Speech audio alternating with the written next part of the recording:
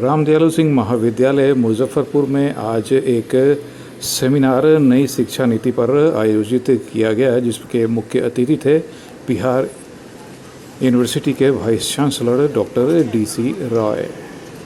उनका आगमन कॉलेज में हो चुका है। इस वीडियो में हाइलाइट्स देखते हैं क्या क्या हुआ।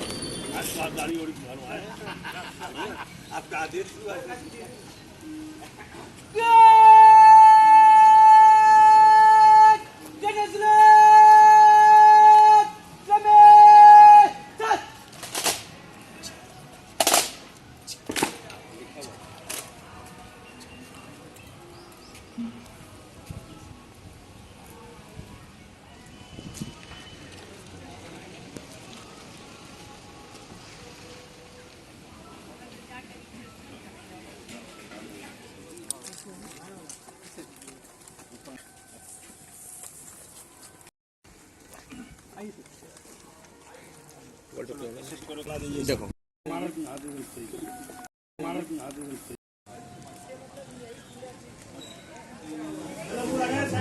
विश्वविद्यालय का स्वागत करें।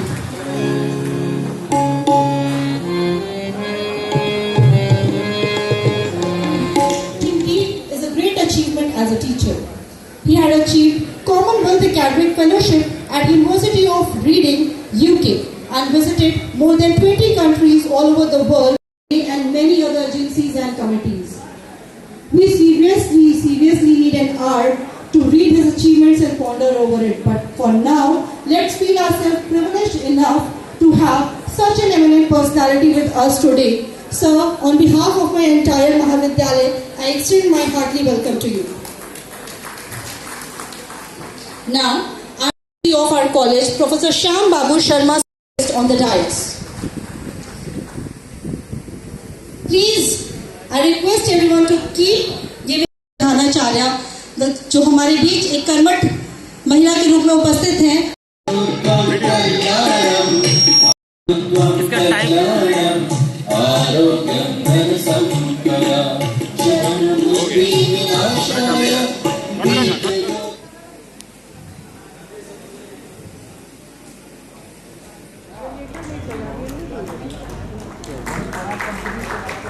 The General Secretary of RDS Teachers Association to extend warm welcome to our respected principal.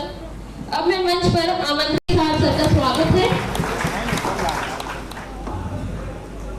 Now, last but not the least, to extend warm welcome to our lead under National Education Policy 20.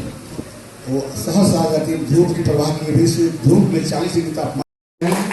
हमारे बीच अरुण कुमार सिंह पुस्तक secretary विश्वविद्यालय के प्रतिष्ठान के अध्यक्ष हैं और संगीता रानी जो डीन हमारी वो उनको सम्मानित कर हम लोग उनका स्वागत आशीष कर रही है। हमारे बीच MP राय जी, हमारे बीच लोकमान्य जी हैं, प्राचार्य हैं, कर्तव्य हैं, सबका हम सम्मान करें। हमारे जितने अतिथि हैं, जितने हमारे छात्र हैं, जितने हमारे कलीग्स हमको लाए हैं, हम सबके लिए आप एक तारनहार के रूप में हो सकता है। ये कुछ चमचागिरी जैसा लगे, लेकिन मुझे तो ऐसा ही लग रहा है कि विश्वविद्यालय में अभी आपके जो कुछ नए नियम, कुछ नए पुराने नियमों को जिनको छोड़ दिया गया था, उन सारे नियमों को आप फिर से लागू करने की कोशिश कर रहे हैं और लागू कर भी रहे हैं। तो इसके लिए सर आप धन्यवाद के पात्र भी हैं और आज बहुत कम समय में आप हमारे बीच आए हैं। हम सब के लिए, हम सबका उत्साह वर्धन करने के लिए, इसके लिए भी मैं आपका धन्यवाद करते हुए आपका स्वागत करती हूँ, तहे दिल से स्वागत करती हूँ। इसीलिए मैं इनसे थोड़े कम शब्दों में, बहुत ही कम शब्दों में अपने महाविद्यालय का परिचय देना चाहती हूँ, भावात्मक परिचय। सन 1948 में हमारा यह महाविद्यालय स्थापित हुआ था और यह लंबे संघर्ष और हमारे सभी पूर्वज और वर्तमान शिक्षकों के कठिन परिश्रम, धैर्य, सहिष्णुता, हमारे भूतकाल में, हमारे वर्तमान में भी आपके सामने जो हमारे शिक्षक बैठे हुए हैं और हमारे मंच पर भी आपको जो फैकल्टी मेंबर्स दिखाई दे रहे हैं, सब एक से एक बड़े रत्न हैं, नगीने हैं। सब बड़े बड़े विद्वान लोग हैं। इनकी कई आपके अचीवमेंट्स जिनके बारे में आपको धीरे धीरे सब पता भी चलेगा, तो मैं क्या कहूँ, लेकिन थोड़ा बहुत तो कहने की कोशिश कर लूँ कि हमारे विद्वान शिक्षक जो हैं, ये कई शोध पत्र इनके अंतर्राष्ट्रीय प्रकाशनों में, जैसे एल्सेवियर, फ्रंटियर्स, इन सारे में इनके छपते हैं, इनके कई जानकारी प्राप्त हो सके और उसके साथ वो अपने लक्ष्य प्राप्ति की ओर बढ़े, तो उन्हें आसानी हो, इसके लिए हम ओरिएंटेशन प्रोग्राम करते हैं। सर, हमारा लक्ष्य हमारे पूरे 52 से 57 एकड़ की जमीन पर फैले हुए इस महाविद्यालय परिसर में ग्रीन कैंपस, क्लीन कैंपस के नारे के साथ हम बहुत तेजी से इस पर पेड़ बनेंगे और हरियाली फैलाएंगे, हमें ऑक्सीजन देंगे, हमारे वातावरण को सुंदर और शुद्ध करेंगे। खेल कूद की दिशा में भी सर हमने नए कीर्तिमान गढ़ने के लिए है, उनकी प्रतिभा को भी एक्सप्लोर किया जा सके, यहाँ पर हम एग्जिबिट कर सकें और साथ साथ उन्हें प्रोत्साहन भी मिले और साथ साथ पैसा भी मिले। तो अर्न बाय लर्न एक मैंने कहीं पॉलिसी पढ़ी थी, तो मेरी इच्छा है कि मैं जल्दी से जल्दी अपने, और इससे क्या होगा कि हमारे मेधावी लेकिन आर्थिक रूप से जो कमजोर विद्यार्थी होंगे, उनके लिए पार्ट टाइम जॉब अपॉर्चुनिटीज भी क्रिएट होंगी। और आपसे उम्मीद है कि आप सर, हम सबके लिए उम्मीद की किरण बन के आए कि आपने इस महाविद्यालय, जैसे ही आपने पदभार ग्रहण किया और संघ आपसे मिला, और संघ के मिलते ही आपने जो मांगे थे संघ का, उसको संज्ञान में लिया और संस्थागत व्यवस्था के अंतर्गत एक पद, एक व्यक्ति एक पद, और वरीयता के सिद्धांत का पालन करते हुए पूरे विश्वविद्यालय और महाविद्यालय को आपने न्याय प्रदान किया। सरकार निष्पादी होनी चाहिए, बहुत बड़ा काम किया है इन्होंने, बहुत बड़ा काम किया है कि सर ने सबको न्याय दिया। जो उम्मीद लगता था कि उम्मीद टूट गई है, आपके आने से लोगों को उम्मीद बढ़ गई है। पहले की बात है, आपसे पहले की बात है। और सेकेंड लाइन सर आपके लिए, शेर का पहला लाइन पहले के लिए, दूसरा लाइन आपके लिए। सब उदास थे, सब उदास थे, निराश थे, अब क्या होगा, ये सब पहले के लिए समझिए। सब उदास थे, निराश थे, अब क्या होगा। सर अब आप आए हैं तो आपके लिए अब आस लगाए बैठे हैं, अब आस लगाए बैठे हैं, सब अच्छा होगा, सब अच्छा होगा, सब अच्छा होगा। Thank you, thank you mister Nizam. कुलपति महोदय जी, साथ ही साथ मंचासीन जो भी हमारे विद्वद्गण हैं, honourable dash, respected all deans of the universities, respected principals, सबों का बिहार राज्य विश्वविद्यालय एवं महाविद्यालय शिक्षकेतर कर्मचारी महासंघ के संयुक्त सचिव एवं रामजालू सिंह महाविद्यालय शिक्षकेतर कर्मचारी के संरक्षक के रूप में पंकज भूषण का आप सबों को अभिनंदन, नमन, सादर प्रणाम। के नाम पर बनी है और जहां हम बैठे हैं, यह पहला कंस्टिट्यूएंट कॉलेज है जो नैक से एक्रीडेटेड हुआ। पूरे बिहार विश्वविद्यालय में RDS college was the first constituent college converted into constituent on 1/7/1967 and became graded by NAC, और प्रथम मूल्यांकन यहाँ के होने के बाद ही अन्य महाविद्यालयों में NAC का मूल्यांकन हुआ।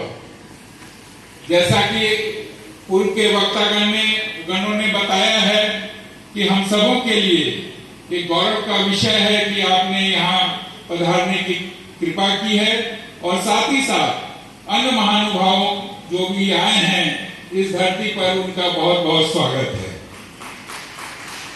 दो शब्द सिर्फ मैं कहना चाहता हूं कि जो विषय है, विषय प्रवेश में अन्य गुरुजन बोलने वाले हैं। एक दो पंक्ति सिर्फ मैं बोल के समाप्त करूंगा कि यह राष्ट्रीय शिक्षा नीति 2020 21वीं शताब्दी की पहली शिक्षा नीति है जिसका लक्ष्य हमारे देश के विकास के लिए अनिवार्य आवश्यकताओं को पूरा करना है। साथ ही यह नीति भारत की परंपरा और सांस्कृतिक मूल्यों के आधार को बरकरार रखते हुए 21वीं सदी की शिक्षा के लिए आकांक्षात्मक लक्ष्यों के संयोजन में शिक्षा व्यवस्था, उसके नियमन और गवर्नेंस सहित सभी पक्षों के सुधार और पुनर्गठन का प्रस्ताव रखती है। उतना पर्याप्त समय नहीं होता कि हम इसका आकलन कर सकें कि यह अपने घोषित लक्ष्यों को पाने में किस दिशा में आगे बढ़ पा रही है। लेकिन बतौर शिक्षक प्रतिदिन महसूस कर रहे हैं। अभी पंकज जी ने अपने उद्बोधन में राष्ट्रीय शिक्षा नीति का जो आधार वक्तव्य है उसके कुछ पंक्तियों को आपके सामने रखा। यह शिक्षा नीति,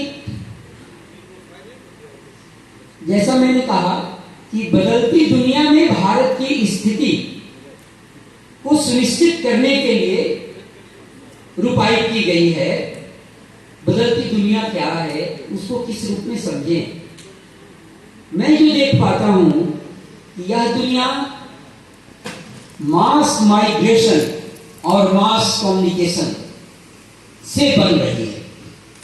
बड़े पैमाने पर पलायन, आपको जानकर आश्चर्य होगा, जो आंकड़े बताते हैं कि भारत की जीडीपी का जितना हिस्सा शिक्षा पर खर्च होता है उससे करीब तिगुना रुपया प्रति वर्ष अमेरिका में पढ़ रहे भारतीय बच्चों के ऊपर हम भेजते हैं।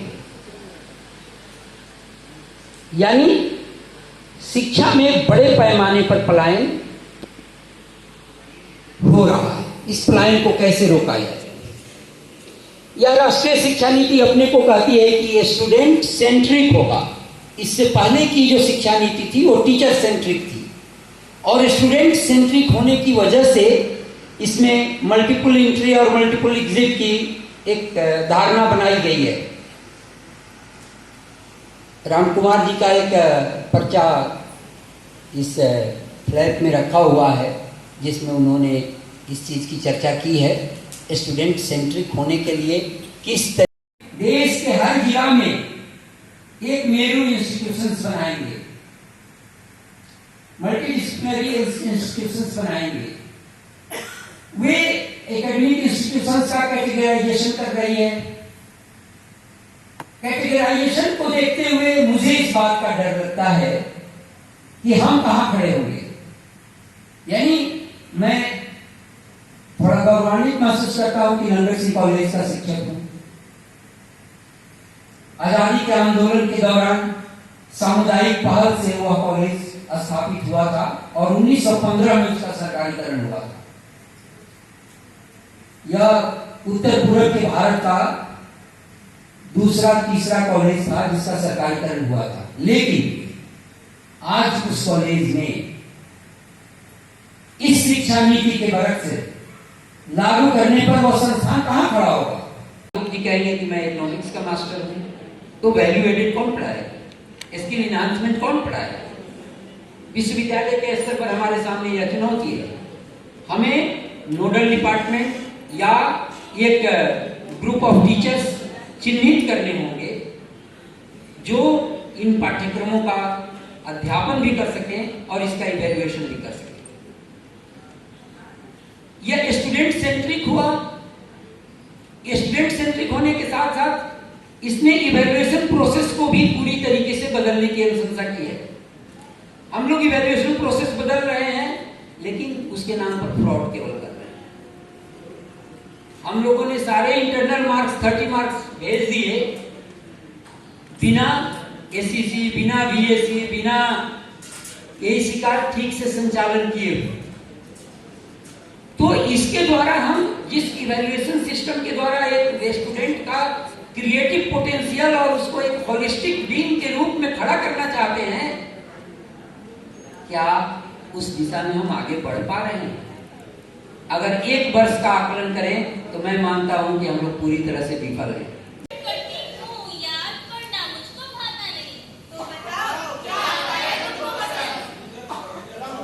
मैदान में ओवरव्यू है, ये साइंस ब्लॉक और आर्ट्स ब्लॉक के सामने का है। इसी ये हमारा आर्ट्स ब्लॉक और कॉमर्स ब्लॉक है सर, ये भी वही आर्ट्स ब्लॉक ही है। ये मैदान है और ये फ्लोर के साथ ये हमारा वोकेशनल है, ये हमारा वॉलीबॉल का कोर्स है, एक मैदान है। और इसके बाद जब हम अपना प्रेजेंटेशन शुरू करते हैं तो बस जाते हैं। ये है, मैंने कहा कि मेरा उद्देश्य यही था कि लोग नेशनल एजुकेशन पॉलिसी पर चर्चा करना शुरू करें, और आपने चर्चा कर दिया तो मेरा आधा उद्देश्य तो मेरा पूरा हो गया। एबीसी थोड़ा एम्बिगुअस रखा गया था क्योंकि इसमें मैं बैंक ऑफ क्रेडिट को डिस्कस करना चाहता था, लेकिन हमारे जो पूर्व वक्ता हैं वो उसे विस्तार से बताना चाहते थे, इसलिए मैंने एम्बिगुअस एबीसी को एम्बिगुअस रखा, एबीसी ऑफ नहीं किया।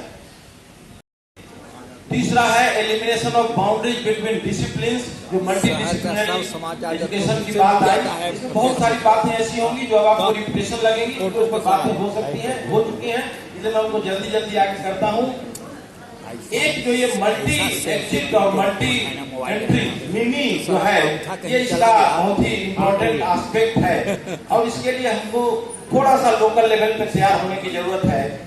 एक इसमें बहुत इन्होंने कहा कि recognition of prior learning, NPL, recognition of prior learning का इसमें कॉन्सेप्ट यह है कि अभी हमारे यहाँ जैसे जो ड्रॉप आउट बच्चे हैं, अभी कई बच्चे आते हैं हमारे पास कि सर हम तो सेकेंड ईयर में थे, मेरा बीएड में डीएलएड में एडमिशन हो गया, मैं तो चला जाऊंगा, 2 साल हो जाएगा, मेरी पढ़ाई यही छूट जाएगी।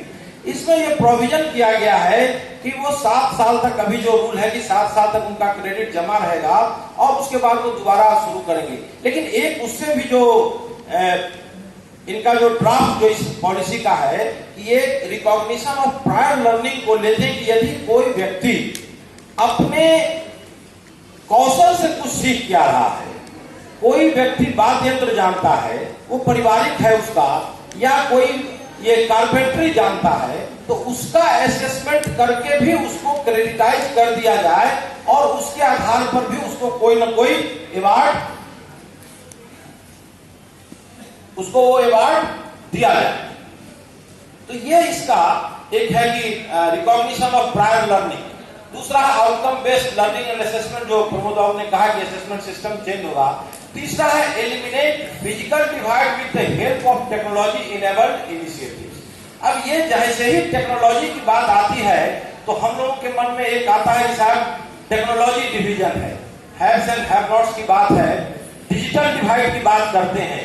लेकिन एक नई बहस चली है कि फिजिकल डिवाइड को खत्म करना ज्यादा मुश्किल है। हम सभी बच्चों को दिल्ली यूनिवर्सिटी नहीं ले जा सकते, सभी बच्चों को आईआईटी नहीं ले जा सकते, लेकिन डिजिटल डिवाइड को हम थोड़ा कम मेहनत से अलग कर सकते हैं यदि छोटे छोटे शहरों में, कस्बों में इंटरनेट की फैसिलिटी दे दी जाए। 8-10 हजार रुपए का उनके पास में कोई मोबाइल हो, या जो सीएसपी हैं, कॉमन सर्विस सेंटर्स हैं, जैसे अभी प्रमोद बाबू ने बात की कि हम मल्टीडिसिप्लिनरी नहीं जा सकते हैं, हमारे मल्टीडिसिप्लिनरी पढ़ाना है, हमारे पास में टीचर नहीं है, लेकिन हमारे पास में करीब 150 कंप्यूटर का कंप्यूटर सेंटर है।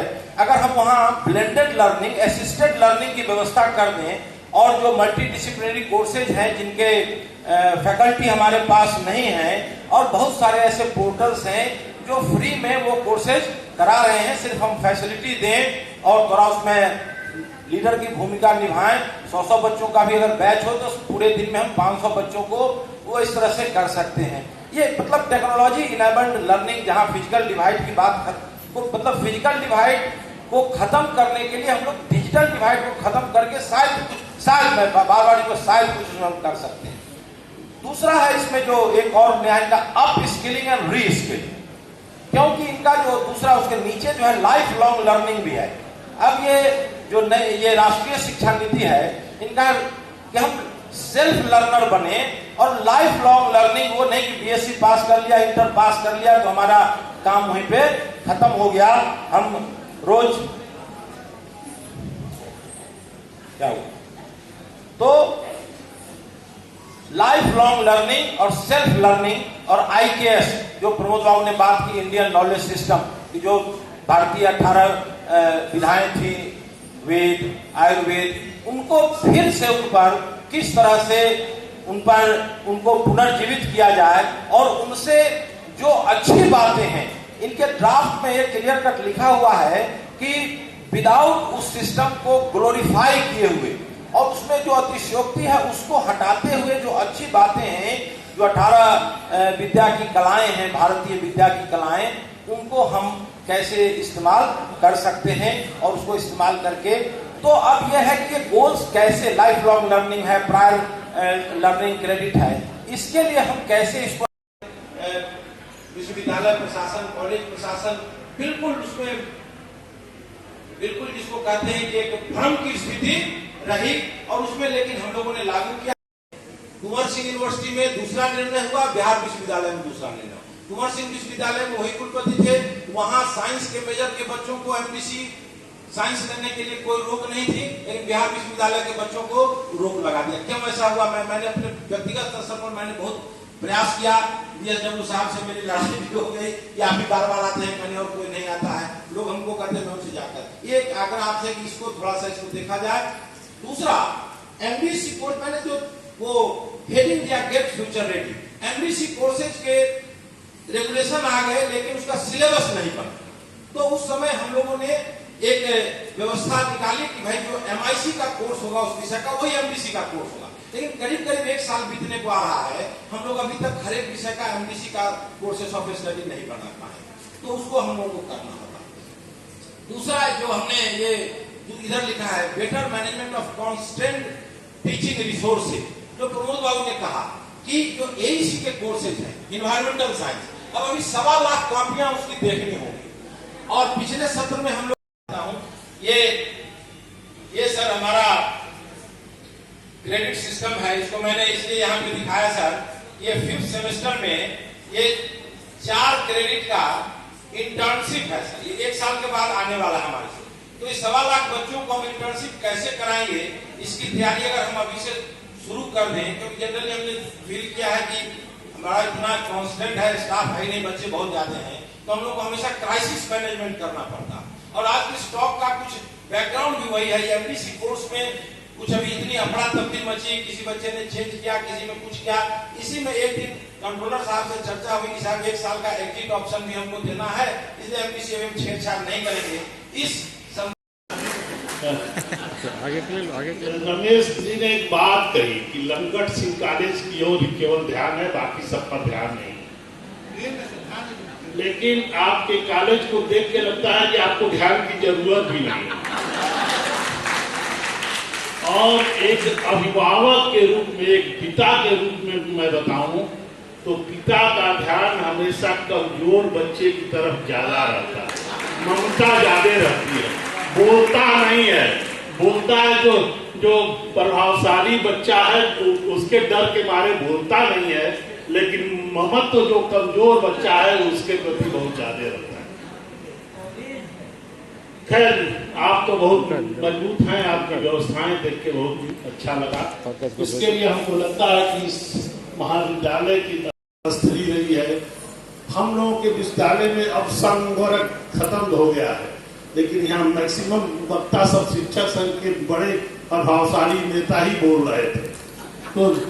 तो इतने नेताओं के रहते हुए कैसे 10-15 सालों में विश्वविद्यालय थोड़ा सा ढिल गया, या मैं कहूँ कि बिखर भी गया, तो हमको आश्चर्य होता है। हम लोग अब ऐसे विश्वविद्यालय से आ रहे हैं जहाँ 20-25 सालों से कोई संघ नहीं है, तो अब संघ की मानसिकता हम लोगों की खत्म हो गई है।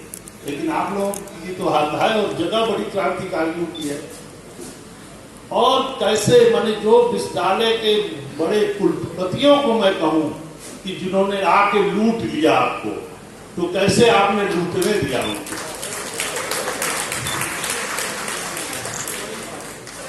और जिस जगह पे दिनकर जी जैसा राष्ट्र कवि रहा हो, जिसने पूरे देश में ओट जगाई हो, मुझको रश्मि रथी की केवल एक ही लाइन हमारे लिए आदर्श है। मैं जल्दी कहता नहीं हुआ, कह देता हूँ, हनन कर शत्रु का सत्कर्म है। जो भी शत्रु है, जो आपको लूट रहा है, जो आपका नुकसान कर रहा है, उसका जितना हनन करिए, उसका जितना नुकसान करिए, यही सत्कर्म है। तो कैसे आप जैसे लोगों को कोई लूट के चला गया, हिला के चला गया, तहस नहस करके चला गया, और कैसे आप लोगों ने सब बर्दाश्त किया। तो ये तो हमारे लिए बड़े अचरज की बात है। और मैं अपनी बात कहता हूँ कि 3 साल के लिए आया हूँ, 3 महीना बीत गया, केवल 33 महीना बचा है और काम बहुत ज्यादा है। लेकिन आपके महाविद्यालय को देख के लगा कि नहीं, कोई मुश्किल काम नहीं है, सब हो जाएगा। तो आपका कॉलेज बहुत अच्छा है, सब हम लोग कर लेंगे और फिर वही वैभव वापस लाएंगे। एक रमेश जी ने और कहा कि प्रमोशन की बात, प्रमोशन कोई समस्या नहीं है। हमको जो सूचना है कि मैक्सिमम लोग प्रमोट होकर मैक्सिमम लोग प्रोफेसर हो गए, केवल ये 17, 18, 19 वाले बच्चे हैं। काम हमारा शुरू है, हम बहुत जल्दी सबको प्रमोट कर देंगे और बहुत स्मूथली कर देंगे। आपको किसी को मिठाई भी खिलाने की जरूरत नहीं पड़ेगी। तो ये सब काम हमारे एकदम झूठ मूठ का लोग निश्चय का भाव रखते हैं। लंगर सिंह कॉलेज में ही विश्वविद्यालय है, तो इसलिए इस निश्चय का भाव न रखिए। तो ऐसा नहीं है, हमारे लिए तो सब लोग बराबर हैं। कॉलेज की शिक्षा व्यवस्था, क्योंकि कॉलेज बहुत जाते हैं, व्यवस्थाएं बड़ी गड़बड़ हैं। अभी आप लोगों को मालूम है कि 29 कॉलेजों की मान्यता हम लोगों ने सीनेट में रोक दिया, और मैं चाहता हूं कि अभी उनको रोक दिया जाए और उनका फिर से वेरिफिकेशन कर लिया जाए, तो अगली मीटिंग में किया जाए। तो कहे कि कैसे वेरिफिकेशन करेंगे, तो हमने कहा कि सर फिर से जांच कराएं। तो कहे कि जांच करने में फिर आपकी जो टीम जाएगी दोबारा आके रिपोर्ट दे देगी। तो मैंने कहा कि सर निश्चित रहिए, जांच करने में खुद ही जाऊंगा।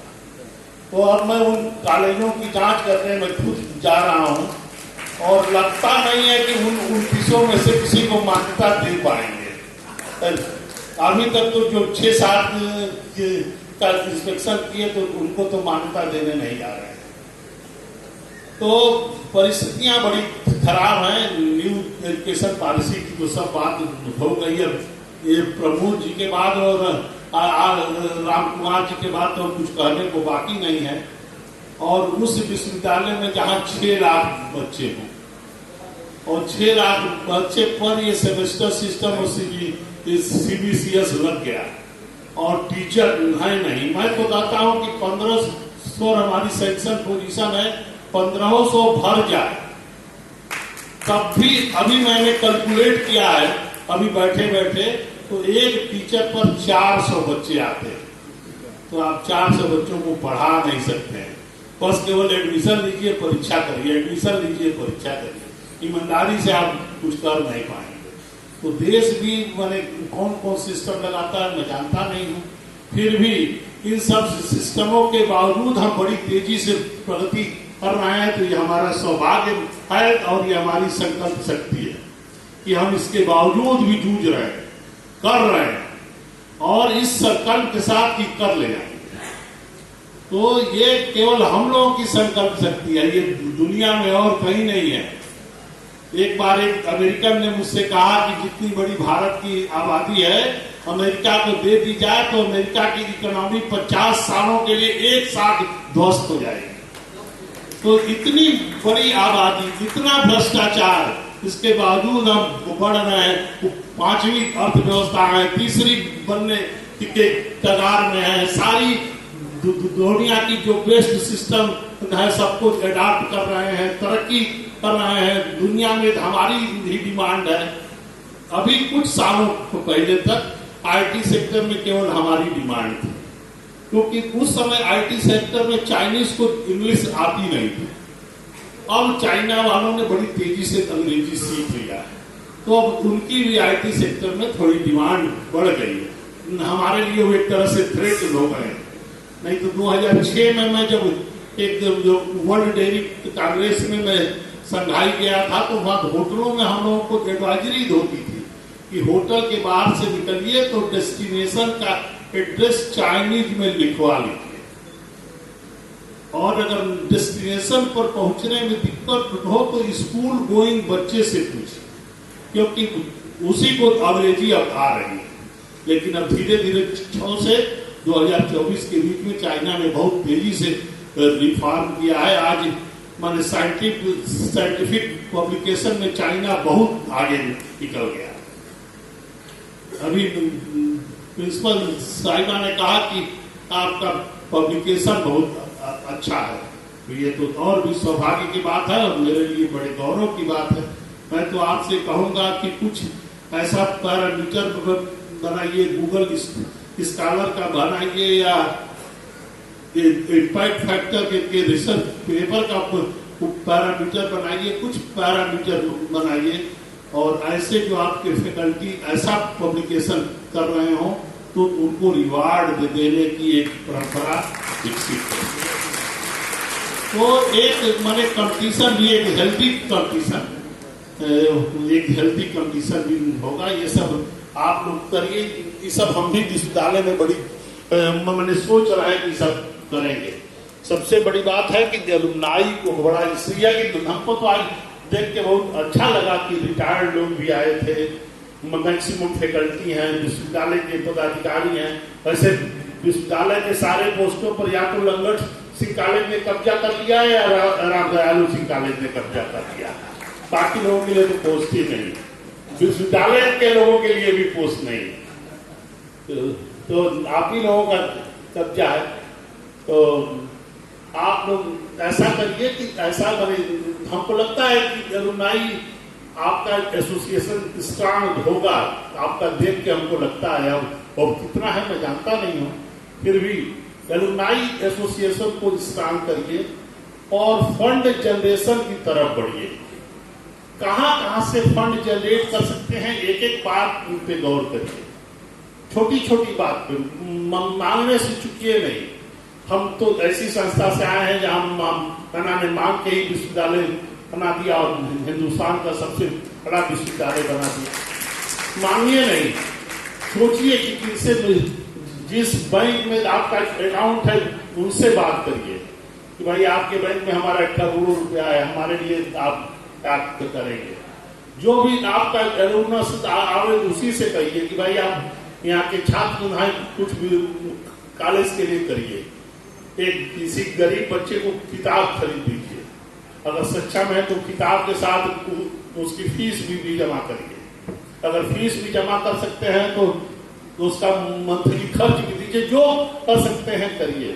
ऐसा मांगना शुरू करिए। आपका तालाब मैंने देखा, लेकिन उसका थोड़ा ब्यूटिफिकेशन की जरूरत है, तो उसको खूब ऐसा सुंदर बना दीजिए कि शहर के लोग वहां घूमने और बैठने आए। तो आकर्षण मैंने सोसाइटल लिंकेज उस संस्था से बहुत होना चाहिए। हमने ऐसा कर रखा है, हमारी योजना है, कोई योजनाएं तो मैं थोड़ा ज्यादा बना दिया हूँ, क्या क्या मैं कर पाऊंगा जानता नहीं हूँ, क्योंकि समय तो बड़ी तेजी से बीत रहा है, समय मेरे पास कम है। कि हमारे गेस्ट हाउस में आप लोगों के घर में आज जैसे डिसाइड कर लेंगे कि आज चलिए बाहर खाने चलना है, तो किसी रेस्टोरेंट में जाने की जगह पर हमारे गेस्ट हाउस के रेस्टोरेंट में आके खाइए। आपको खाना भी सस्ता मिलेगा। लान हम लोगों ने बहुत सुंदर बना दिया है, वहाँ छतरी वगैरह लगा देंगे, तो आपको भी फील होगा कि अपनी ही जगह आके खा रहे। रेस्टोरेंट में वो फील शायद नहीं आएगा। तो ये सब करिए, कैसे कैसे लोगों को जोड़ेंगे ये सब सोचिए, छोटी छोटी बातों को सोचिए। और सबसे बड़ी बात कि खर्चे पर बहुत कठोर नियंत्रण रखिए। ये तो मैं प्रिंसिपल साहिबा से विशेष रूप से कहूंगा। हमेशा मैं कहता हूं कि हम लोग 3-3.5 लाख रुपया सैलरी पाते हैं। ये मैक्सिमम लोग जो मंचासीन है ना, और जो आगे के लाइन में बैठे हैं। घर का सामान खरीदने जाते हैं तो 5 दुकान में जाते हैं, मोल भाव करते हैं और बेस्ट प्राइस में खरीद के लाते हैं। लेकिन जब संस्था के लिए खरीदना होता है तो चिंता नहीं करते। जिस संस्था से आपकी रोजी रोटी चलती है, आपके बच्चों की शिक्षा दीक्षा हुई है, आपका वैभवशाली घर बना है, समाज में आपकी इज्जत है, उस संस्था के लिए इतना भी रिटर्न गिफ्ट आप नहीं देते तो आपके पास पैसे की कमी नहीं है। आपके एक वक्ता कह रहे थे कि अभी हमको क्लासरूम वगैरह बहुत बनाना है, वैसे भी आपका इंफ्रास्ट्रक्चर तो मैं देख रहा हूँ कि विश्वविद्यालय से अच्छा, तो इसके लिए आपको बधाई। लेकिन आप अपने फंड से प्रॉपर यूटिलाइजेशन करिए, थोड़ा कंजूसी से करिए, मोल भाव करके करिए, कठोरता से करिए, तो उसी पैसे से सब कुछ आप कर ले जाए। लंगर सिंह कॉलेज के प्रिंसिपल से लोगों को इससे बहुत है, लेकिन आपने अपने कॉलेज का बड़ा भव्य विकास किया है, इसके लिए तो कम से कम ताली बजाइए। मैंने उस कॉलेज की एल्यूमनस प्रोफेसर सुजाता साहिब जी परसों आई थी और इतना भव्य रूप में देख के बहुत भावुक हो गई। और उस कॉलेज के प्राचार्य का ये जील है कि जिस दिन आचार संहिता लग रही थी और मैं पटना जा रहा था और आपने हमको फोन किया कि सर कहाँ है, तो हम कहीं पटना जा रहे हैं। कहीं सर कहाँ पहुंचे हैं, हम हाईवे से आगे बढ़ रहे हैं, कहीं 2 मिनट के लिए आ जाइए। हम कहे नहीं हमको देर हो जाए, कहे नहीं 2 मिनट के लिए आए, केवल 2 मिनट के लिए आ जाए। केवल क्या था कि 13 करोड़ रुपया लाए थे, उसका चाहते थे कि आचार संहिता लागू होने से पहले शिलान्यास हो जाए। तो जिसकी ये जीव है, जो 13 करोड़ रुपया आया हो, जिसने कॉलेज को इतना भव्य रूप दिया हो, जिसने कॉलेज का लान वगैरह महापुरुषों की मूर्तियों को खूब सजा के रखा हो, जिसने कॉलेज को इतना, तो आप समझिए कि उसके दिल में दर्द कितना होगा। तो अपनी संस्था से इस तरह से प्यार करें, अथाह प्यार जिसको कहते हैं वो करें।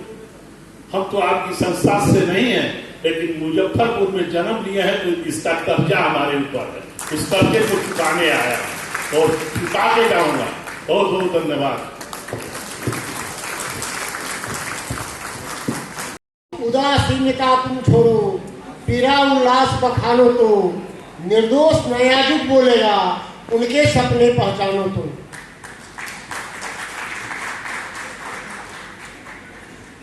आज के संगोष्ठी में हमारे माननीय कुलपति और इस सभा के अध्यक्षता कर रहे श्री दिनेश चंद्र राय जी को मैं महाविद्यालय परिवार के द्वारा हृदय से आभार व्यक्त करते हैं।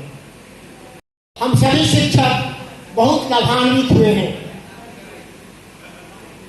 इन्होंने बनारस हिंदू विश्वविद्यालय में भी बड़े प्रोजो गले स्वर्ण में और होते हैं।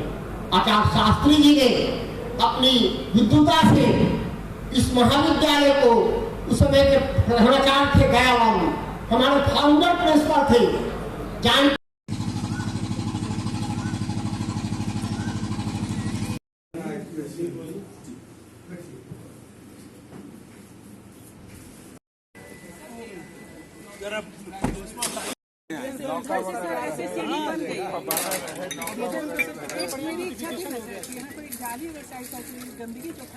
आप लोगों से बाहर की यूनिवर्सिटियों में तालाब आर्टिफिशियल बनाते हैं और यहाँ बना हुआ है तो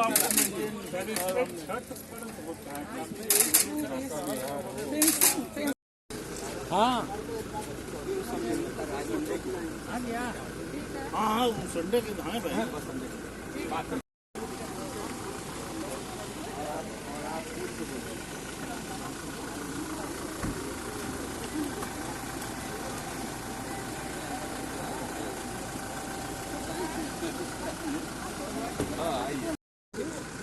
ठीक है सर।